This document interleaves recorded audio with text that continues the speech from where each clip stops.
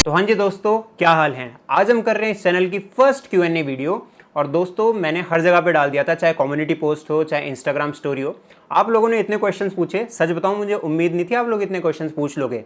और सबसे पहले तो आप सभी को thank you so much 5K subscribers के लिए भी। और जितना आप सपोर्ट दिखाते हो वीडियोस पे, इतने बढ़िया बढ़िया कमेंट्स करते हो, अच्छा लगता है जान के कि हाँ जो मैं वीडियोस बना रहा हूँ आप लोगों को वाकई में अच्छी भी लग रही हैं। और ऐसे आप लोग सपोर्ट करते रहेंगे तो भी 5K हैं, धीरे धीरे 10K भी हो जाएंगे। तो इस वीडियो को थोड़ा सा रॉ शूट करेंगे, शुरू करते हैं। सबसे पहला क्वेश्चन लेते हैं। ये पूछा है डीमन इज लाइव ने, और ये कह रहे हैं congratulations bro for 5K subscribers, I have watched every video of yours. तो भाई थैंक यू सो मच, आप सारी वीडियोस देखते हो। और क्वेश्चन इन्होंने दो पूछे हैं। पहला पूछा इन्होंने वेयर आर यू फ्रॉम।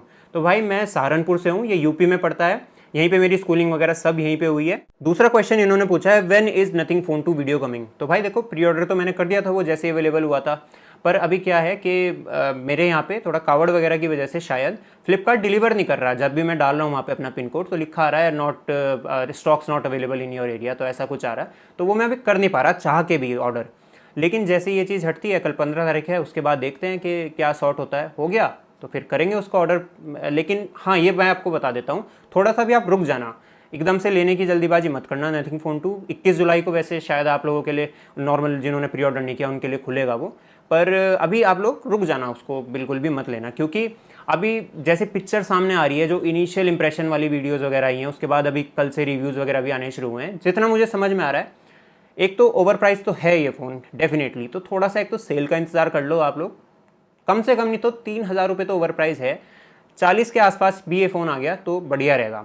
और मेरा भी मन है इसका, क्योंकि मेरे लिए भी नया होगा, सॉफ्टवेयर एक्सपीरियंस वगैरह, पर थोड़ा थोड़ा मैं डाइसी खुद भी हो रहा हूँ कि हाँ यार कहीं एक तो महंगा है, पैसे लगा के वेस्ट ना हो जाए। पर करूँगा, मैं मोस्ट प्रोबेबली ऑर्डर करूँगा, मंगाऊँगा। और वीडियो की रही बात कब आपको देखने के लिए मिल जाएगी, तो अगर मैं इसको 15 के बाद ऑर्डर कर पाया तो ये 22-23 तारीख के आसपास मुझे डिलीवर होगा। उसके बाद एक वीडियो आ जाएगी और फिर मुझे थोड़ा सा टाइम चाहिएगा इसका पूरा रिव्यू देने के लिए। थोड़ा सा रुक जाइए आप, मैं दूंगा आपको वीडियो इसकी। दूसरा क्वेश्चन लेते हैं। तो ये पूछा है भाई कौन से ईयर में हो कॉलेज में, एंड कॉलेज कौन सा है। और एक और क्वेश्चन पूछा है what is your age and study qualifications. तो इन दोनों क्वेश्चंस को साथ ही ले लेते हैं। तो भाई मेरा कॉलेज है पुणे में, भारतीय विद्यापीठ, आपने नाम सुना होगा, भारतीय विद्यापीठ कॉलेज ऑफ इंजीनियरिंग पुणे, वो मेरा कॉलेज है। ब्रांच मेरी इलेक्ट्रॉनिक्स एंड कम्युनिकेशन है, और अभी मैं 4th ईयर में आया हूँ, तो बस 1 साल रहता है अभी। और हाँ आपने मेरी एज भी पूछी है, तो भाई मैं 23 साल का हूँ अभी, 1 महीने पहले ही। सो आई एम करंटली 23। और अगला क्वेश्चन लेते हैं भाई। तो ये है I am watching this channel past 1 week and quality matches the channels with subscribers in lakhs.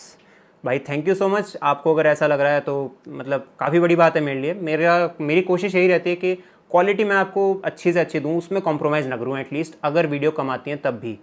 और भाई यू अपलोड सो लेस, अच्छा यही पूछा आपने अगला क्वेश्चन। तो भाई वही वजह है कि मतलब अभी एक तो कॉलेज वगैरह का सीन चल रहा है मेरा, थोड़ा इंटर्नशिप वगैरह का भी है, और लास्ट ईयर है तो प्लेसमेंट वगैरह का भी थोड़ा सा रहेगा आगे। तो इसी वजह से थोड़ा वीडियो कम आ रही है। अभी आपने देखा होगा 2 महीने के लिए मैं गायब हो गया था, तो वही एग्ज़ाम वगैरह, सबमिशन, प्रैक्टिकल, फला ढिमका, यही सब कॉलेज में, उस चक्करों में वीडियोज़ वगैरह बनाने का टाइम ही नहीं मिलता, चाह के भी नहीं मिल पाता।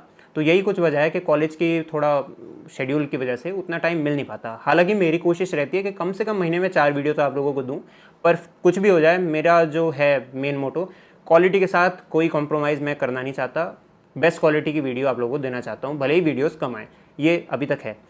आगे डेफिनेटली वीडियोज़ बढ़ेंगी जैसे जैसे मेरे पास और फ्री टाइम आता जाएगा, और तो वीडियोज़ का नंबर अपने आप बढ़ता जाएगा। अगला क्वेश्चन लेते हैं। तो यहाँ पे बेसिकली 2 क्वेश्चन है। पहला, कॉलेज के साथ यूट्यूब कैसे मैनेज करें।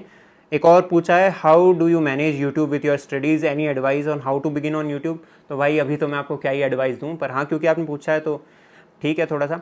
पर हाँ रही बात कॉलेज के साथ कैसे मैनेज करता हूँ, तो मेरा मेनली टारगेट रहता है कि मैं वीकेंड्स पे ही दे पाता हूँ बेसिकली टाइम यूट्यूब को। फ्राइडे से लेके मुझे संडे तक का टाइम लगता है एक वीडियो को पूरी तरीके से बनाने में। फ्राइडे की रात से संडे की सुबह तक, मोस्टली संडे की सुबह तक मैं वीडियो रेडी कर लेता हूँ। या तो मेरी वीडियो आपने देखा होगा संडे को आती है, नहीं तो मैं मंडे को वीडियो को पोस्ट करता हूँ, अगर कॉलेज के साथ है तो। हाँ कॉलेज के साथ आप लोगों को अगर मैनेज करना है तो वीकेंड्स पे टाइम निकालना ही पड़ेगा। वीकेंड्स पे ही आप ये सारी चीज़ कर पाओगे, थोड़ा घूमना फिरना, ये सारी चीज़ थोड़ी सी कॉम्प्रोमाइज़ करके यहाँ पे आपको टाइम देना पड़ेगा कॉलेज के साथ, अगर आप यूट्यूब करना चाहते हो तो। मैं एटलीस्ट ऐसे ही करता हूँ। दूसरी बात आपने पूछी एडवाइस, तो सबसे बड़ी एडवाइस तो यूट्यूब शुरू करने में भाई शुरू कर दो। कुछ भी आपके दिमाग में आइडिया आ रहा है, उस टॉपिक को उठा के एक अपना नीश पकड़ के, ऐसा नहीं कि हाँ मतलब आप पहले कुछ अपलोड कर रहे हो, अगले दिन कुछ और, ऐसा नहीं करना। जो भी एक आपके मन में जिसमें आपको लगता है कि हाँ आपकी नॉलेज है, कुछ भी है, आप आगे वीडियोस बनाना चाहते हो, उसी नीश को पकड़ के कंटिन्यू करते रहें। तो बेसिकली बस शुरू करें, शुरू कर देंगे तो धीरे धीरे काफ़ी चीज़ें अपने आप सीख जाएंगे। और जितने भी छोटे मोटे इक्विपमेंट्स वगैरह इन सब की बात हो गई, तो आपके पास सब कुछ है एक वीडियो बनाने के लिए लगभग, चाहे आपका वो स्मार्टफोन हो। जब मैंने शुरू किया था तो मेरे पास J7 प्राइम था, 2017 में लिया था वो मोबाइल मैंने, और 2021 में मैंने वीडियोस डालनी शुरू करी थी। तो वो फ़ोन मैंने वही यूज़ किया, उससे मैंने काफ़ी लगभग 1,500 सब्सक्राइबर तक उसी फ़ोन से वीडियो बनाई थी। तो जो फ़ोन आपके पास है, फ़ोन से ही वीडियो बनाना, कोई सी इक्विपमेंट की ज़रूरी नहीं है। पर हाँ, जैसे कि आप लोग वीडियो जो पहली पोस्ट करेंगे उसमें कोशिश कीजिएगा कुछ ना कुछ वैल्यू आप ऐड कर पा रहे हो। कम अगर कैमरा क्वालिटी थोड़ी हल्की है, ऑडियो क्वालिटी थोड़ी हल्की है, एडिटिंग आपको शुरू में उतनी नहीं आएगी, पर वैल्यू अगर एडिशन आप कर पाए लोगों की, जो भी वीडियो आपकी जो देख रहे हैं उनकी लाइफ में, उनको कुछ इंपॉर्टेंट इन्फॉर्मेशन वगैरह आप दे पाए तो अच्छा रहेगा। आपकी पहली वीडियो ही अच्छी चल जाएगी, मेरा ऐसा मानना है।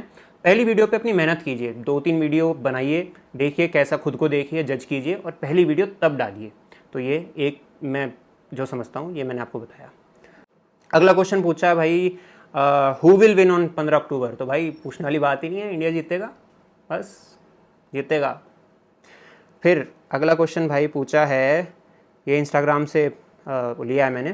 तो ये कहते हैं, hi bro, I am here after watching your YouTube video and you are doing ENTC engineering. तो बेसिकली भाई ENTC नहीं भाई, ECE है मेरी।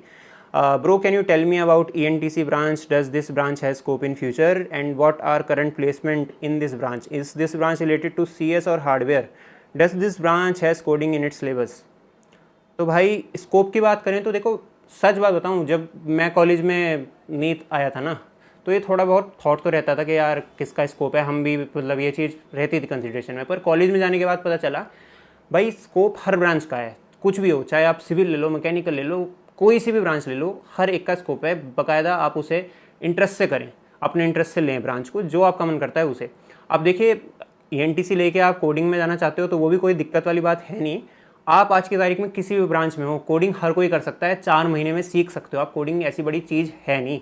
अगर आप प्लेसमेंट पॉइंट ऑफ व्यू से बात कर रहे हो, रही बात प्लेसमेंट की, तो प्लेसमेंट भाई देखो ब्रांच पे नहीं, आपकी कॉलेज पे डिपेंड करती है, आपके कॉलेज कैसी कंपनीज ला पा रहा है। तो कॉलेज के बारे में अच्छे से, कॉलेज अच्छे से चूज़ कीजिए, ब्रांच फिर आप उसमें अपने अकॉर्डिंग ले सकते हो, कोई दिक्कत नहीं है, ठीक है। और हाँ, ENTC में CS वाली चीज़ें रहती हैं आजकल। हर जैसे मेरी EC ब्रांच है तो ENTC और EC लगभग सिमिलर ही होती हैं। तो मेरी भी ब्रांच में 50% जो सब्जेक्ट्स हैं वो यही कोडिंग प्रोग्रामिंग रिलेटेड हैं। शुरू में ही आपके फर्स्ट सेमेस्टर में आपको कुछ ना कुछ प्रोग्रामिंग लैंग्वेज जैसे कि C या फिर पाइथन वगैरह पढ़ा दी जाएगी। तो कोई दिक्कत वाली बात है नहीं, आप ले सकते हो। ब्रांच का सिलेबस काफ़ी मिलता है ब्रांचेस का, कोई प्रॉब्लम वाली बात है नहीं। अगला क्वेश्चन पूछा है भाई, आपके JEE में कितने परसेंटाइल थे। तो भाई देखो काफ़ी टाइम हो गया, परसेंटाइल तो मुझे बिल्कुल एक्यूरेट याद नहीं है, पर उस टाइम की कट ऑफ कुछ जो रही थी 90-91 कुछ ऐसे। तो हाँ, मेरी कट ऑफ क्लियर हो गई थी। एडवांस का पेपर मैंने दिया था, वो मेरा क्लियर नहीं हुआ था। तो ये है सारी बात, ठीक है जी। तो अगला क्वेश्चन भाई पूछा है, how much money you earn from YouTube and other sources. तो भाई आप लोग को, जैसे कुछ लोग हैं इंटरेस्टेड, मैं समझता हूँ यूट्यूब पे आने के लिए, या फिर कुछ और आप वैसे भी अगर जनरली जानना चाहते हो इनकम, तो सच बताऊं आपको इतनी ज़्यादा इनकम नहीं है। अगर सिर्फ यूट्यूब की मैं बात करूं, आपको पता होगा जैसे ही $100 की आपकी जो रेवेन्यू है वो इकट्ठा हो जाता है तो एडसेंस के थ्रू पेमेंट रिलीज़ हो जाती है। तो वही है सारा खेल। कभी मेरी जो पेमेंट है वो 4 महीने में रिलीज़ होती है, कभी 3 महीने में हो जाती है, कभी 2 ही महीने में हो जाती है। तो ये चीज़ वेरी करती है। तो थोड़ा सा प्लानिंग के साथ चलना पड़ता है, पैसे जोड़ के चलना पड़ता है। और इनफैक्ट मैं अगर इधर उधर से कहीं से कमा भी रहा हूँ, कहीं से भी, चाहे इंटर्नशिप हो, किसी के लिए कोई फ्रीलांसिंग का काम हो, कुछ भी है इधर उधर, वो सब मैं यूट्यूब पे लगाता हूँ, खर्चा कुछ है नहीं मेरा। दूसरी बात, आपने जैसे पूछा अदर सोर्सेज के बारे में, तो 2 बेसिकली सोर्सेज होती हैं। एक तो अमेजोन एफिलिएट, वो थोड़ा सा हेल्प कर देती है, बहुत ज़्यादा उससे भी नहीं आता, पर जैसे कि मैं प्रोडक्ट के लिंक देता हूँ आपको अमेजोन के, आप उससे खरीदते हो, आपको तो उतने का ही पड़ा, पर एक कुछ कमीशन होती है वो हमें मिल जाती है उसके अंदर थोड़ी सी, तो वो हेल्प कर देता है। दूसरा, मैं अभी रिसेंटली कुछ टाइम से स्पॉन्सरशिप्स करने लग गया हूँ। पर हाँ, मेरी कोशिश ये रहती है कि अगर मेरे पास 10 आ रही हैं स्पॉन्सरशिप, तो मैं करूँ उनमें से 1 या 2 ही जो मुझे अच्छी लगती हैं। जो भी कुछ पसंद नहीं आती, मुझे लगता है कि हाँ आप लोगों को नहीं है, मैं बताना नहीं चाहूँगा ना, ऑफ कोर्स कोई ख़राब है तो उन लोगों को मैं अवॉइड करता हूँ, चाहे वो बैटिंग की हो, गैम्बलिंग की हो, इस तरह की मैं करना चाहता नहीं। तो ये है रेवेन्यू का, इस तरीके से है, बहुत ज़्यादा नहीं, पर हाँ बाद में मुझे भी नहीं पता कितना हो जाए। खैर, मैंने आपने पूछा तो शेयर कर दिया। अगला क्वेश्चन पूछा है, ऑल द बेस्ट कार्तिक। तो thank you so much. I would like to know about your content research process, thank you in advance. भाई कंटेंट रिसर्च का सबसे बढ़िया जो सोर्स है वो तो मेरा ही कमेंट सेक्शन है। मैं जो वीडियोस डालता हूँ, ऑडियंस है मेरी, आप लोग हो सब, तो आपके ही कमेंट्स पढ़ के मैं समझ पाता हूँ कि हाँ भाई क्या वीडियो आप लोगों को रिक्वायरमेंट है, क्या बनानी चाहिए, क्या चीज़ आप पसंद कर रहे हो, क्या चीज़ नहीं। तो फीडबैक सबसे ज़्यादा ज़रूरी है, जो कि आपको आपके ही कमेंट सेक्शन से मिलेगा। दूसरा जो चीज़ है वो है, जैसे मैं किसी टॉपिक पे वीडियो बना रहा हूँ, सपोज़ वो वीडियो पहले से बनी हुई है काफ़ी सारी, कुछ टाइम पहले ही वो प्रोडक्ट आ गया, कुछ भी टॉपिक है, तो मैं यूट्यूब पे वो वीडियो खोल लेता हूँ, म्यूट मार देता हूँ उसे, सीधा चला जाता हूँ कमेंट सेक्शन के अंदर, और वहाँ से देखता हूँ कि हाँ भाई क्या चीज़ आप ऑडियंस चाह रही है, कहाँ कोई कुछ रह गया, मिसिंग रह गया, तो उस चीज़ को मैं कवर करने की कोशिश करता हूँ। फिर उसके बाद वीडियो भी देखता हूँ, तो जजमेंट अपनी भी हम करते ही हैं, हर कोई ऑब्जर्व करता है कि हाँ भाई क्या चीज़ मैं इससे बेटर कर सकता हूँ, क्या है, क्या मैं ऐड ऑन कर सकता हूँ। तो ये एक चीज़ है जो कि मैं कोशिश करता हूँ करने की। उसके अलावा कुछ टूल्स भी आते हैं, जैसे कि विडाईक्यू वगैरह या फिर गूगल के भी वो होते हैं, चेक करने के लिए कि हाँ भाई क्या सर्च हो रहा है, क्या नहीं हो रहा। उस पर मैं ज़्यादा ट्रस्ट करता नहीं हूँ, मैंने यूज़ किया है, पर कुछ खास रिजल्ट उससे आते नहीं। तो रिसर्च प्रोसेस आपने पूछा तो ये मैंने बता दिया। अभी ऐसा कोई बहुत ज़्यादा रिसर्च मैं करता नहीं हूँ, जैसे ही मेरे पास, मैं अपनी इच्छा से कंटेंट बनाता हूँ ऑफकोर्स, कि हाँ जो जैसे अवेलेबिलिटी है, कुछ सेल में आ गया, कुछ अच्छा मुझे प्रोडक्ट लग गया तो मैंने ऑर्डर करके बना दिया।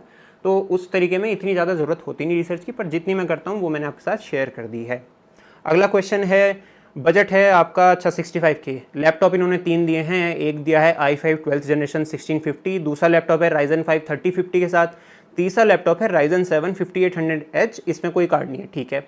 आप यूज़ इन्होंने बताया है मल्टीटास्किंग करेंगे, कोडिंग करेंगे, स्टूडेंट रिलेटेड वर्क है और अच्छा परफॉर्मेंस, मल्टीपल ऐप्स वगैरह चलानी है। तो यहाँ पे मैं आपको सजेस्ट करूँगा i5 12th जनरेशन 1650 के साथ आप चल जाइए, अच्छा कॉम्बिनेशन है। मैं सपोज करूँगी हाँ एच सीरीज़ का ही होगा प्रोसेसर, तो बढ़िया रहने वाला है, कोई दिक्कत आपको आएगी नहीं इसके अंदर, बहुत बढ़िया। 12th जनरेशन के भाई काफ़ी अच्छे प्रोसेसर निकाले थे इंटेल ने, और जितना आपने बताया आपको इसके हिसाब से देखिए तो बहुत हाई फाई प्रोसेसर की ज़रूरत है नहीं। हाँ i5 12th जनरेशन काफ़ी हीटिंग वगैरह भी इसका है नहीं उतनी, तो इसके साथ जाइए, बढ़िया रहेगा। अगले क्वेश्चन की तरफ बढ़ते हैं। तो इन्होंने पूछा है, should I buy the Asus VivoBook 16X for coding and maybe do some editing on my laptop as well, I don't need it for gaming, ठीक है। It has a Ryzen 5 5500H processor which is undoubtedly good, but it's a high powered laptop so the battery runs out quickly. Do I need such a powerful processor for coding and editing? देखिए coding के लिए तो इतने powerful processor की आपको ज़रूरत है नहीं, पर हाँ एडिटिंग के लिए लगेगा इतना प्रोसेसर, आपको एच सीरीज़ का लेना पड़ेगा अगर ठीक ठाक एडिटिंग आपको करनी है, ठीक है जी, अच्छी एडिटिंग मतलब की। और are the laptops with Ryzen 5 5500U also good with better battery backup? हाँ भाई यू सीरीज़ का लैपटॉप है तो प्रोसेसर है, बेटर बैटरी बैकअप तो देगा ही, उसमें तो कोई बात नहीं है। पर हाँ आपने पूछा overall please suggest the best laptop under 50 to 55K for coding and editing. देखिए 55K आपका बजट है, 55K के अंडर लैपटॉप। देखिए मैं देख रहा था लैपटॉप थोड़े दिन पहले, Asus VivoBook 15 है और उसके अंदर ना i3 13th जनरेशन का प्रोसेसर है यू सीरीज़ का। अब देखिए 13th जनरेशन का है i5, तो सही रहेगा, भले यू सीरीज़ का है पर आपकी एडिटिंग वगैरह भी, कोडिंग भी 4 साल बड़े आराम से निकाल देगा, कोई दिक्कत वाली बात है नहीं। उसको भी आप ले सकते हो, यहाँ पे मैं या तो स्क्रीन पे दिखा दूंगा उसको स्क्रीनशॉट, या फिर डिस्क्रिप्शन में भी दे दूंगा उसका लिंक, आप उसको भी चेकआउट कर सकते हो। नहीं तो जो लैपटॉप आपने चूज़ किया हुआ है ये भी ठीक है, आप बिल्कुल इसको ले सकते हो। अगला क्वेश्चन भी इन्होंने पूछा है, iPad 9th जनरेशन और any other Android tablet in this budget, simple 1 word answer. तो क्योंकि आपने 1 वर्ड में पूछा है भाई, तो iPad 9th जनरेशन ले लो आप, ठीक है। पर कुछ लोग जो थोड़ा डिटेल में जानना चाहते हैं उनको बता देता हूँ। देखिए अगर आप iPad के साथ जाते हैं तो UI है, एक्सपीरियंस रहेगा वो आपका बेटर रहेगा, स्मूथ रहेगा, आपको किसी तरह के जो कि ये हो गए जिटर वगैरह ये सब महसूस करने को नहीं मिलेगा। खुश रहोगे अगर आप iPad लोगे, अच्छा ही रहेगा, लॉन्ग टर्म में भी चला सकते हो, बैटरी बैकअप भी अच्छा रहता है, वो सारी चीज़ें हैं, आराम से आप ले सकते हो उसको। पर हाँ एक चीज़ का ध्यान रखिएगा, अगर आप क्लासेस वगैरह करने के लिए ले रहे हैं, जनरली आजकल लोगों ने कोर्सेज वगैरह ले लेते हैं तो ऐप वगैरह में चलते हैं, तो ये चीज़ चेक कर लीजिएगा कि ऐप वो iPad के लिए अवेलेबल है भी या नहीं। मान लीजिए नहीं है तो फिर आपको वेबसाइट वगैरह पे जाके कोर्स देखना पड़ेगा, उसका कोई मतलब नहीं है, फिर तो एंड्रॉइड टैबलेट ही ले लो। जैसे कि मैंने वीडियो बनाई थी, अगर एंड्रॉइड टैबलेट्स की बात करें, Xiaomi Pad 5 की बनाई थी कुछ टाइम पहले, तो वो टैबलेट अच्छा था एंड्रॉइड में। अब तो Xiaomi Pad 6 भी आ गया, वो भी बढ़िया है, एंड्रॉइड में लेना है तो वो ले लो, लगभग सेम ही बजट के हैं दोनों अराउंड। तो लेकिन मेरे से अगर पूछोगे तो मैं iPad ही बोलूँगा, एक्सपीरियंस मैटर्स मोस्ट। तो आप iPad के साथ जा सकते हैं, एंड्रॉइड में देख रहे हैं तो Xiaomi Pad 6 आप ले सकते हैं, ठीक है जी। तो ये मैंने बाकी लोगों के लिए भी बता दिया। तो अगला क्वेश्चन लेते हैं। तो ये पूछा है, bro is there any monitor that has glossy finish rather than the anti glare finish in this range और अंडर दिस रेंज। तो ये बेसिकली मॉनिटर वाली वीडियो है, उसमें भी Q&A के लिए बोला था, तो वहाँ पे पूछा हुआ है, I have seen some local brands with very poor resolution give glossy finish as well as expensive 4K monitors provide the glossy finish, but never found any one that comes between 10 to 30 के range, help me. तो देखिए भाई, anti glare का ऐसा हिसाब है, अगर आप मास की बात करें तो लोग चाहते ही एंटी ग्लेयर डिस्प्लेज हैं, क्योंकि अगर आपने एक्सपीरियंस किया होगा एंटी ग्लेयर डिस्प्ले के अंदर पीछे अगर लाइट वगैरह तो पता नहीं चलती, और आप मॉनिटर को लेते किस लिए हो, लॉन्ग टर्म के लिए काम करने के लिए, तभी तो आपको बड़ी डिस्प्ले चाहिए। तो इसलिए एंटी ग्लेयर लेना ठीक रहता है, लोग प्रेफर करते हैं एंटी ग्लेयर।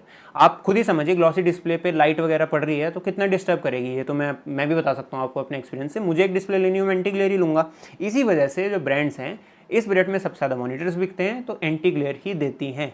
अगर आपको देखिए फिर भी ग्लॉसी डिस्प्ले किसी वजह से पसंद है तो आप या तो कोई अच्छा टीवी, अगर आपको 24 इंच 27 इंच वाला कोई टीवी है, 32 इंच का कोई भी इस रेंज के अंदर ग्लॉसी फिनिश के साथ आएगा, वो उसे यूज़ कर लो ऐसा मॉनिटर, क्या दिक्कत वाली बात है। ठीक है, तो ये है मेरी तरफ से। तो अगले क्वेश्चन की तरफ बढ़ते हैं, और यहाँ पे जितने भी मैकबुक से रिलेटेड सवाल हैं वो मैं इकट्ठे ले रहा हूँ। तो पहला क्वेश्चन यहाँ पे पूछा है, भाई 70K में बाहर से मैकबुक M1 मंगवाना ठीक है क्या, या इससे सस्ता मिल सकता है इंडिया में? तो हाँ भाई, बिल्कुल सस्ता मिल सकता है। मैं भी क्रोमा पे चेक कर रहा था, 79,000 में आपको मैकबुक मिल रहा था, और उसके ऊपर HDFC का डिस्काउंट भी था 5,000 रुपये का। तो अगर आप उस तरीके से लेते हो तो 5,000 रुपये का कैशबैक 74,000 का पड़ गया आपको। लेकिन अगर आप GST भी क्लेम कर पाए तो भाई और भी सस्ता पड़ जाएगा आपको वो, मतलब इससे सस्ता नहीं पड़ सकता। इनफैक्ट मैं आपको कैलकुलेट भी करके बता देता हूँ। तो 79,000 इसको मल्टीप्लाई करते हैं 100 से और डिवाइड कर देते हैं 118 से, तो 66,900 समथिंग, 67,000 पकड़ लो, इतने का आपको ये पड़ जाएगा भाई। और इसमें से अभी कैशबैक नहीं हटाया मैंने, कैशबैक भी हटा लूँ तो देखो कितना सस्ता पड़ जाएगा।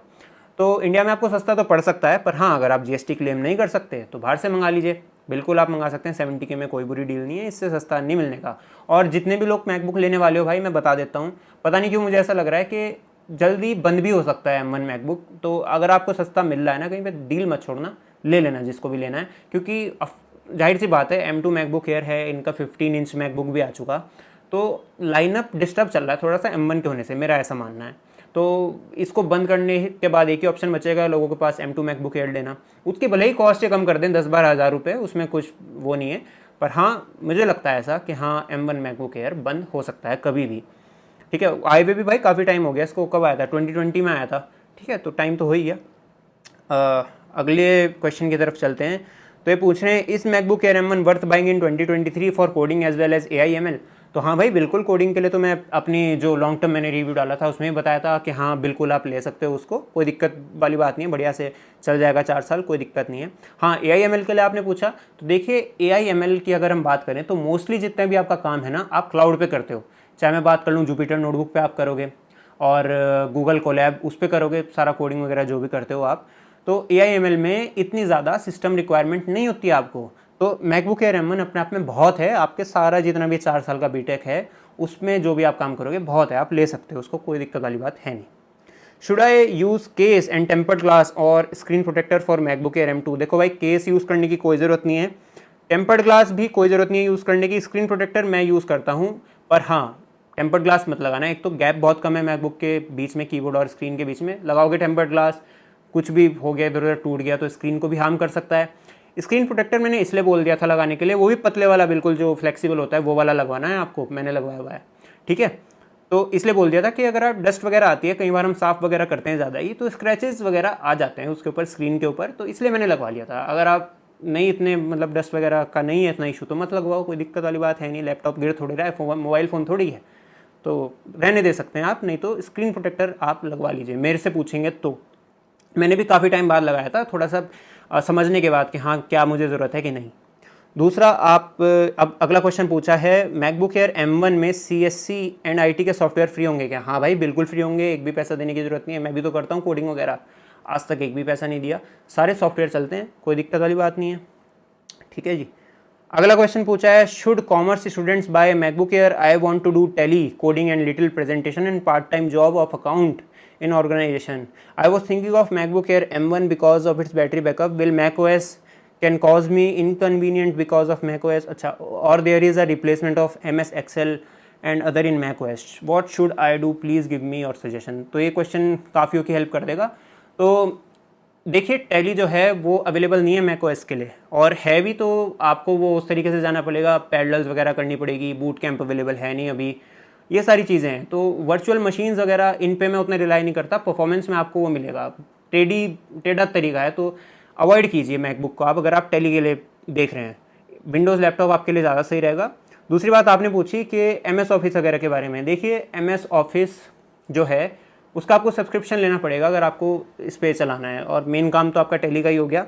फिर भी आपने पूछा जैसे कि कोई और रिप्लेसमेंट है MS एक्सेल वगैरह का, तो इनके सॉफ्टवेयर्स हैं पेजेस एंड नंबर्स, लेकिन जिसकी आपको आदत हैबिट होगी MS एक्सेल वगैरह की, आप उसमें ही कंफर्टेबल होगे ना करने को थोड़ा बहुत काम है, आप पेजेस नंबर्स इन सब में कर सकते हो अपना, कोई दिक्कत वाली बात है नहीं, मैं भी करता हूँ, पर आपका काम ज़्यादा रहेगा, इसलिए अवॉइड कीजिए। विंडोज़ का लैपटॉप लीजिए बढ़िया से, उसके अंदर कीजिए आप अपना टैली वगैरह चलाइए, कोई दिक्कत वाली बात नहीं है, मैकबुक छोड़ दो। तो अगला क्वेश्चन लेते हैं और आज का लास्ट क्वेश्चन। तो ये कहते हैं, hello Kartik, first of all congratulation for 5K subscriber, thank you so much भाई। I want your opinion on buying Apple Care plus for MacBook Pro 14 inch M2 Pro, MRP worth ₹1,99,900।